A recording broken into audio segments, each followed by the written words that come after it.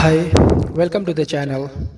Today we will discuss about four most common forms of excusitis.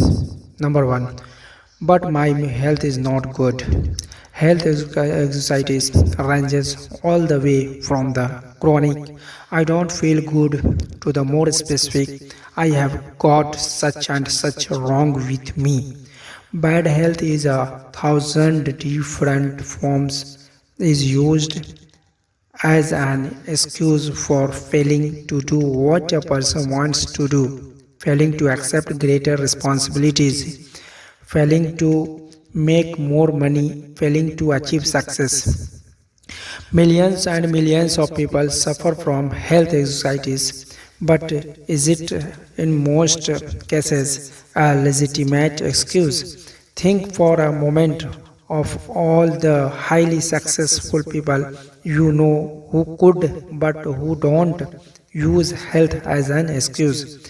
My physician or surgeon friends tell me the perfect specimen of the adult life is non-existent. There is something physically wrong with everybody. Many surrender in whole or in a part of health anxiety, but success thinking people do not. Two experiences happened to me in one afternoon that illustrate the correct and incorrect attitude toward health. I had just finished a talk in Cleveland. Afterwards, one fellow about 30 asked to speak to me privately for a few minutes. He complimented me on the meeting but then said, I am afraid your ideas can't do me much good. You see, he continued, I have got a bad heart and I have got to hold myself in check. He went on to explain that he would seen four doctors but they couldn't find his trouble. He asked me what I would just he do. Well, I said, I know nothing about to hurt, but as one layman to another, here are three things I would do. First, I would visit the finest heart specialist I could find and accept his diagnosis as final. You have already checked with four doctors and none of them has found anything peculiar with your heart. Let the fifth doctor be your final check. It may very well be you have got a perfectly sound heart, but if you keep on worrying about it, eventually you may have a very serious heart ailment. Looking for an illness often actually produces illness. The second thing I would recommend is that you read Dr. Sandler's great book, How to Live 365 Days a Year. Dr. Sandler shows in this book that 3 out of every 4 hospital beds are occupied by people who have EII, emotionally induced illness. Imagine 3 out of 4 people who are sick right now would be well if they had learned how to handle their emotions. Read Dr. Sandler's book and develop your program for emotions management. Third, I would resolve to live until I die. I went on to explain to this troubled fellow some sound advice I received many years ago from a lawyer friend who had an arrested case of tuberculosis. This friend knew he would have to live a regulated life, but this hasn't stopped him from practicing law, rearing a fine family, and really enjoying life. My friend, who My friend, who now is 78 years old, expresses his philosophy in these words: I am going to live until I die, and I am not going to get life and death confused. While I am on this earth, I am going to live. Why be only half alive? Every minute a person spends worrying about dying is just 1 minute that fellow might as well have been dead. I had to live at that point because I had to be on a certain plane for Detroit. On the plane, the second but much more pleasant experience occurred. After the noise of the takeoff, I heard a ticking sound. Rudder started. I glanced at the fellow sitting beside me. For the second seemed to be coming from him.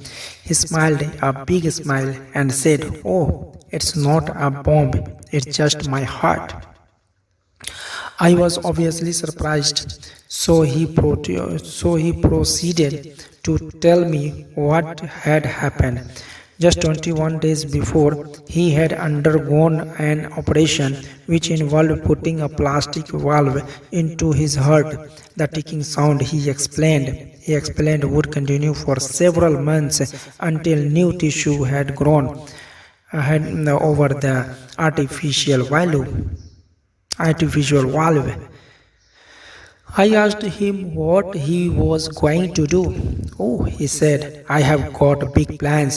I am going to study law when I get back to Minnesota someday. I hope to be in government work. The doctors tell me I I must take it easy for a few months, but after that I will be like new." There you have two ways of meeting health problems. The first fellow, not even sure he had anything organically wrong with him, was worried, depressed, on the road to defeat, winning somebody to second his motion that he couldn't go forward. The second individual, after undergoing one of the most difficult of operations, was optimistic, eager to do something. The difference lay in how they thought toward health. I have had some a very direct experience with health exercises. I am a diabetic. Right after I discovered I had this ailment about 500 hypodermics ago, I was warned diabetes is a physical condition, but the biggest damage results from having a negative attitude toward it. Worry about it and you may have real trouble. Naturally, since the discovery of my own diabetes, I have gotten to know a great many other diabetics. Let me tell you about two extremes. One fellow who has a very mild case belongs to that, that fraternity of the living dead, obsessed with the fear of the weather. He is usually ridiculously bundled up. He is afraid of infection, so he shuns anybody who has the slightest snivel. He is afraid of overexertion, so he does almost nothing. He spends most of his mental energy worrying about what might happen. He bores other people, telling them how awful his problem really is. His real ailment is not diabetes, rather, he is a victim of health anxieties. He has pitted himself into being an invalid. The other extreme is a division manager for a large publishing company. He has severe cases. He takes about 30 He takes about 30 minutes as much insulin as the fellow man mentioned above. But he is not living to be sick. He is living to enjoy his work and have fun. One day he said to me, "Sure, it is an inconvenience, but so is shaving. But I am not going to think myself too bad. Why, when I take those shots, I just praised the cats who discovered insulin." A good friend of mine, a widely known college educator, came home from Europe in 1945 minus one arm.